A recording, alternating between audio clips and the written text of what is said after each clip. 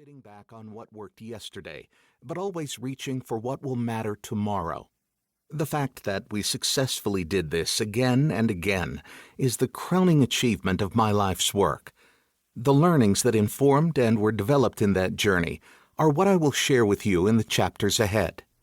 When people ask me the secret of my success, I often say it comes down to 3 things I've been able to do. 1. Tell the truth. 2. Know what matters. 3. Get the job done. To me, those 3 steps are the essence of transformation. You start by being brutally honest about where you're at. Then you dig deep to figure out a solution, to discern what matters to the people you want to impact and how you can deliver that to them. And finally, you put it into action. That's what we did at Panera, and not just once, but multiple times during my tenure. We were active learners. We figured out how to be a better competitive alternative, and we had the discipline and commitment to see it through. Tell the truth. Know what matters. Get the job done. That pretty much sums up how I've approached this book as well. First, I set out to tell the truth, to share my stories honestly and without glossing over the difficult and downright painful parts. Then I attempted to distill from those stories what I learned about what matters in business and, more importantly, in life as a whole. To know what matters is the hardest and most critical part of any endeavor, which is why I chose that as the title for the book.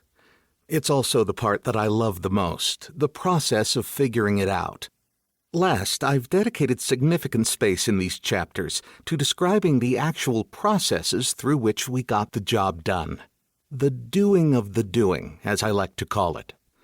Unless you can execute and bring what matters to life, no amount of experience or learning will translate into real-world impact. My goal in all of this is to show you how to distill truly innovative learnings out of the raw material of your own experience, to figure out a better solution and then translate that into action. And then do it all over again.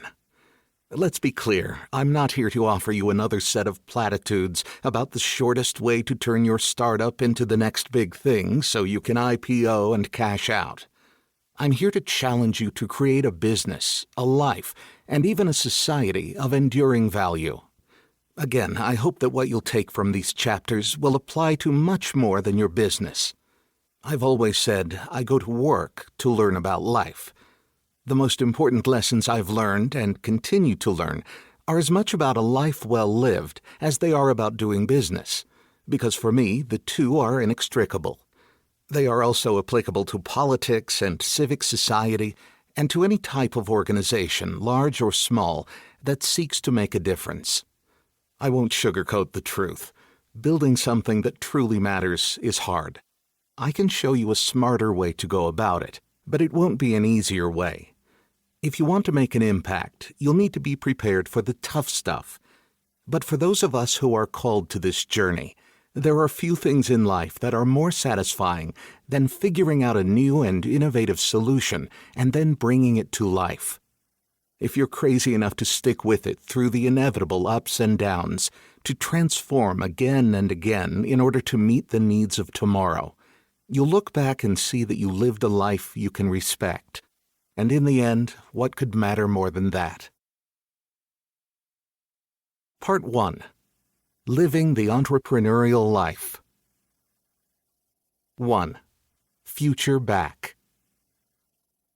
I learned the most important lesson of my life as my father's life came to its end.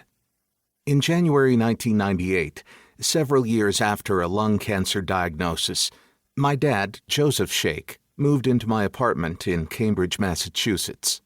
The nearby Dana-Farber Cancer Institute was the best hospital in the country, and having exhausted all other treatment options, we got him enrolled in an experimental clinical trial.